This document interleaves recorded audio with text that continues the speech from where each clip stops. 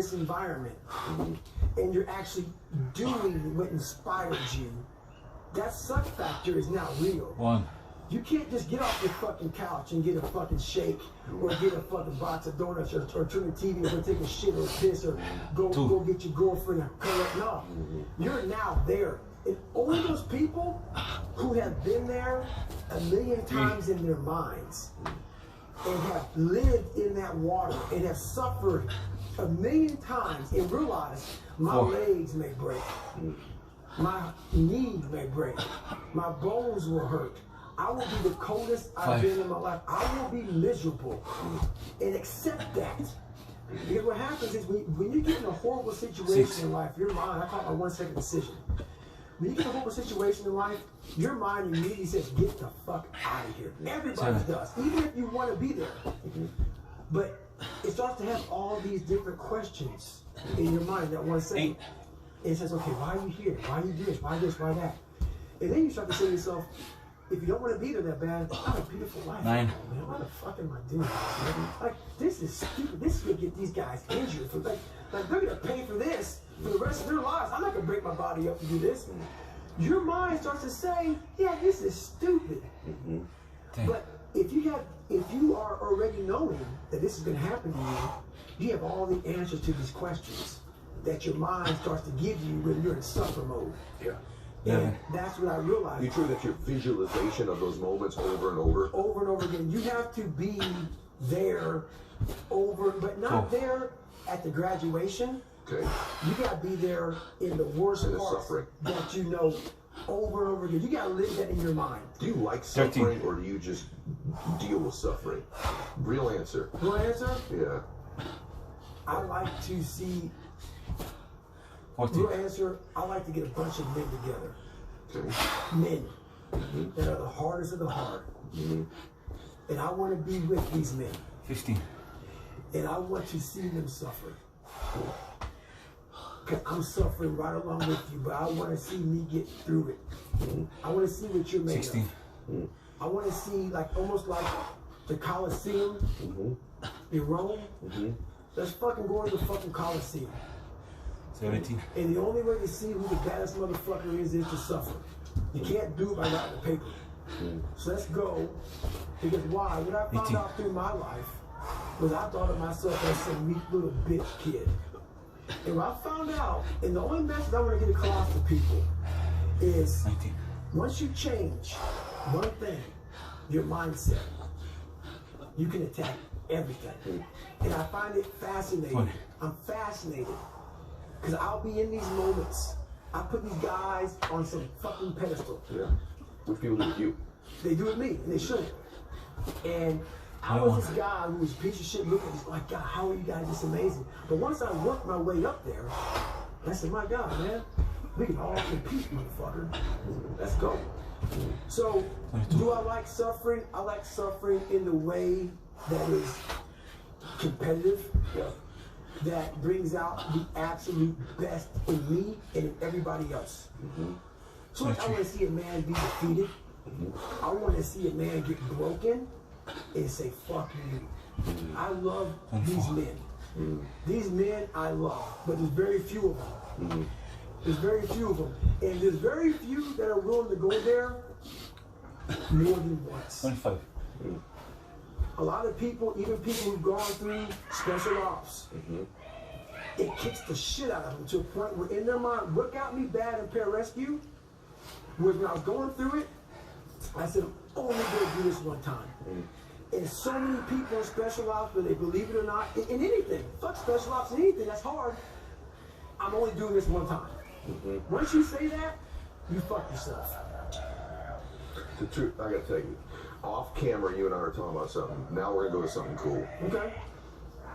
Well, we've been in something cool, but like I work with a lot of athletes and they get out of their career. They made this massive sacrifice all their life to get to the NFL. They make that thing happen. They're only going to do it once. 25 to 50. Right. And when that's over, their identity's set on that thing forever. And they just repeat the stories from that time over and over. 26. And I watch them have such a difficult second half of their life. I try to help them with that.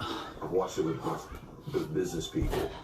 And you and I were talking off camera. So I've started to uncover with me the last couple of years. I've been on social media and teaching these things, and if you gave me that mirror test the last couple of years, that accountability mirror, when I look in it, I'm starting to look at a dude who used to do some crazy shit that was cool in his life, really accomplish some things.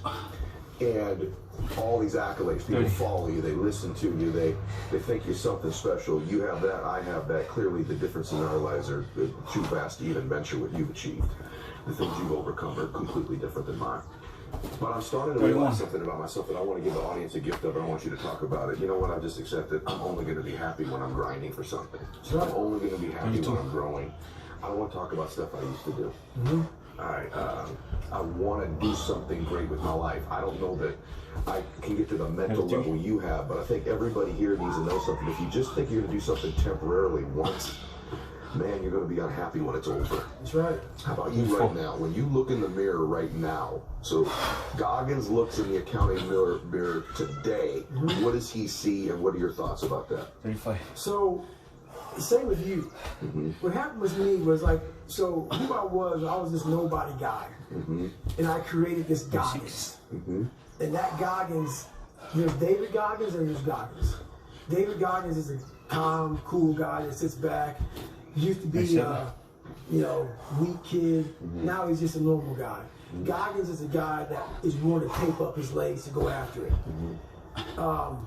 In that book, you read about David Goggins and also Goggins. What I realized in my life is that Goggins is who I love. Goggins is who I created. My dad created David Goggins. I created Goggins. So what's happened with me, and since Can't Hurt Me came out, and since I got on social media, which is why I fucking don't like social media, which is why I'm not on there very much, which is why I give people one time, I have to do me. I have to do me. So people get it fucking twisted, man. I am who I am. What's in that book is me. So now what they see is this guy who's trying to get people to get off their fucking ass. That just happened to happen, man. I didn't set out. When I set out to be a fucking SEAL and set out to go to Ranger School and all this other shit I did and break records, I didn't set out to fucking please motherfuckers. I didn't set out to say, hey, pay me now. I got a great fucking story. Fuck that. And I realize now that my life has kind of gotten to the point where people know me, I have followers and whatnot. The biggest depression of my life is you get caught up into helping so many people out, and it's great, and I love that, but you lose yourself in all of that shit. It literally, and people go, man, but my God, like you're changing. I get all that shit, man. But what the fuck is motivating you in that book? What's motivating you is a fucking story from telling you about what I did in my life. Once I stop living that, I'm no more. I am not the fucker that you are now being motivated from. So right now in the mirror, I now got back to Goggins. I'm now back to running 100 miles a week. I'm now back to getting the fuck. I saw and I talked to my girl about all the time. You travel, you speak, you all this shit. It's all fucking great and dandy for most people. I'm Goggins. What makes me is the dungeon. And yeah, and people are like, well, oh my God, like Rickard Harris, my God, you don't have any peace in your life. Don't get it fucking twisted. Weak people who hear me get all fucking poopy pants about how I talk. So be it. What changed me was I had to be hard on myself. And I have to continue to grind myself into a fine dust. Period. That's where I feel good. I think I accomplished something. If things come easy, it's not fun. I must fail at something repeatedly. It has to haunt me. And then once I complete it, I feel like I accomplished something. I don't want to set out and say, oh, 50 to 75. We're good. It's fucking stupid. No. I want to turn it in a million times and say you failed. You failed. That's okay, roger that. And sit there and analyze what I'm doing wrong. Go to these places that people don't go to anymore because all this fucking social media shit and everything's computerized. I want to go to that dark place in my mind and say, okay, how are we going to get this done? 53.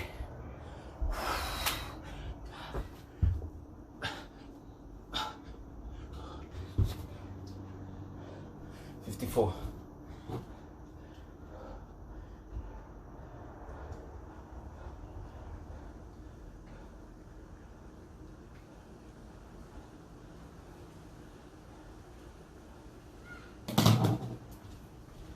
Everybody, excited to share today's conversation with David Goggins with you. But prior to doing that, I want to warn you.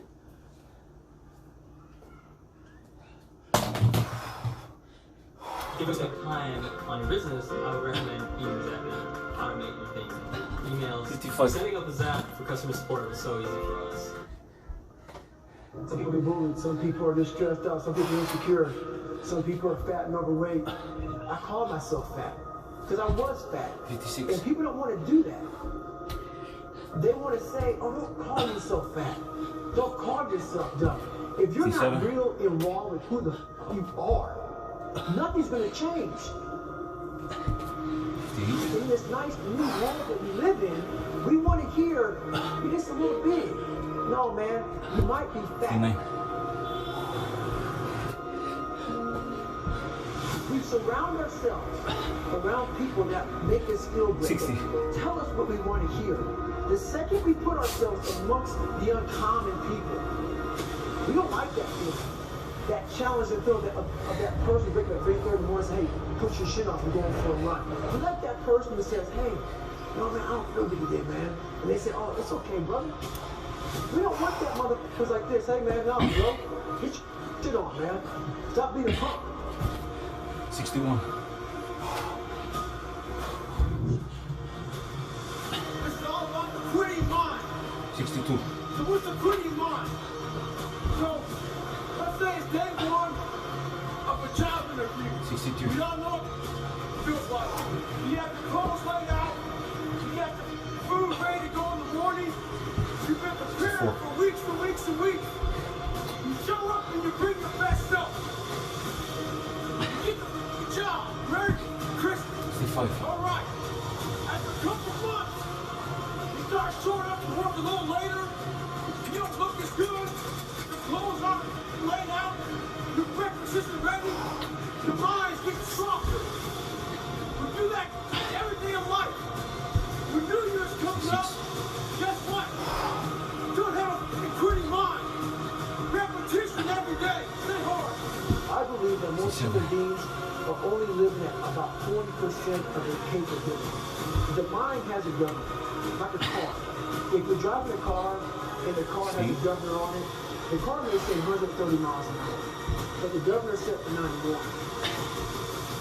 The car wants to go. The car wants to go, but that factory said, we're not going past 91. We have a factory, a nice governor in our brain. And it's a survival mechanism. It protects us from pain and suffering. At all times of your life. 70.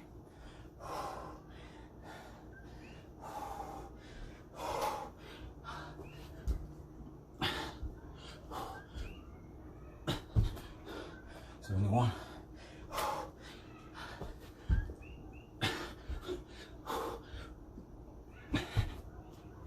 72.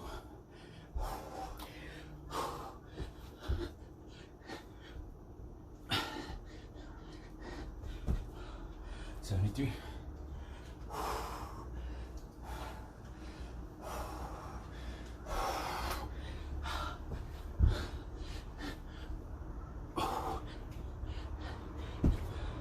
74.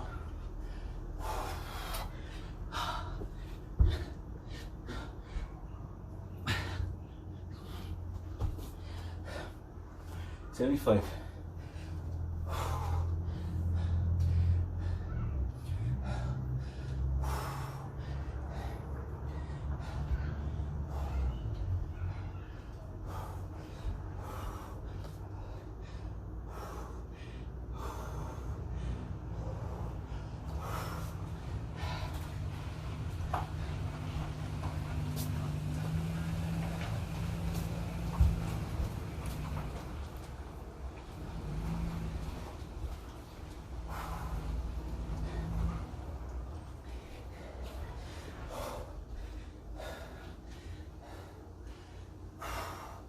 Let's go. Last 25. 75 to 100. Count them out.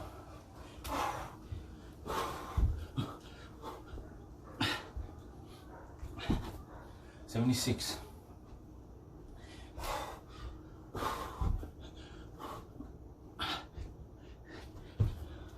77.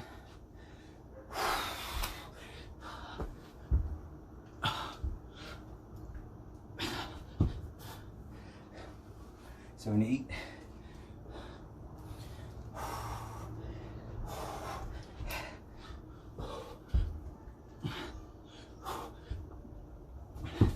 79.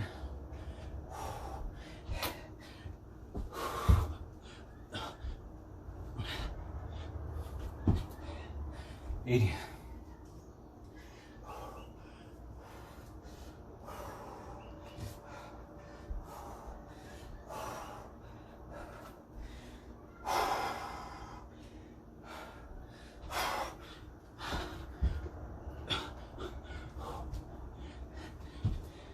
81.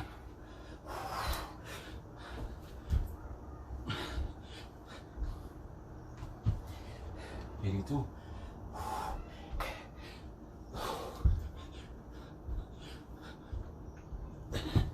83.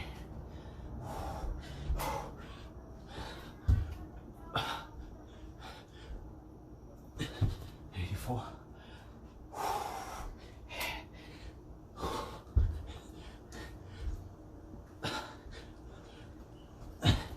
85.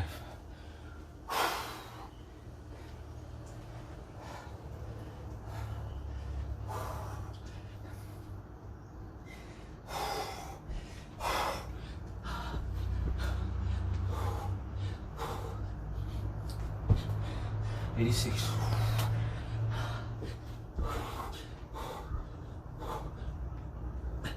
87.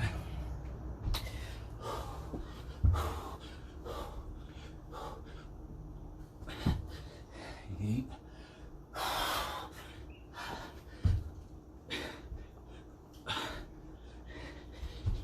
9.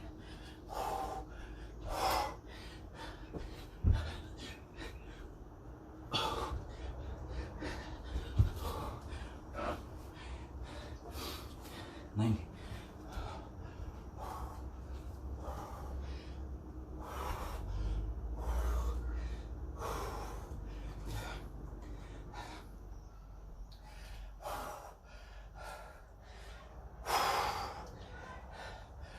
10.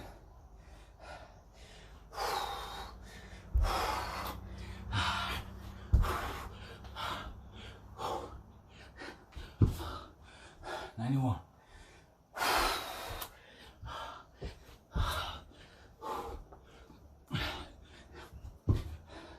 92.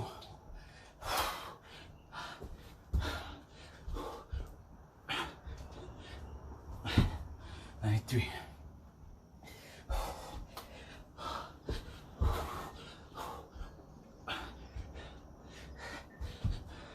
94.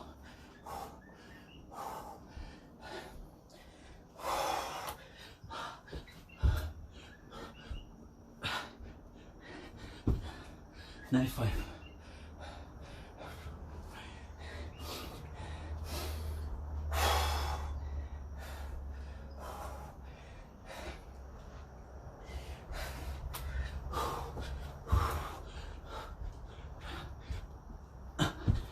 96.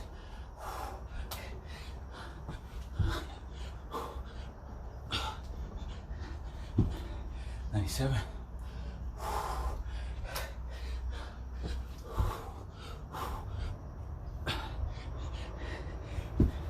98.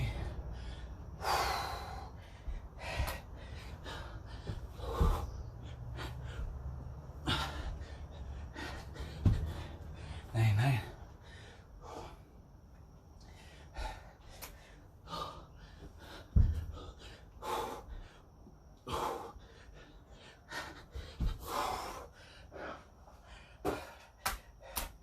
100. Shout out to the homie Nuve again. Thanks for the push, brother. Keep pushing, keep leading. Let's go.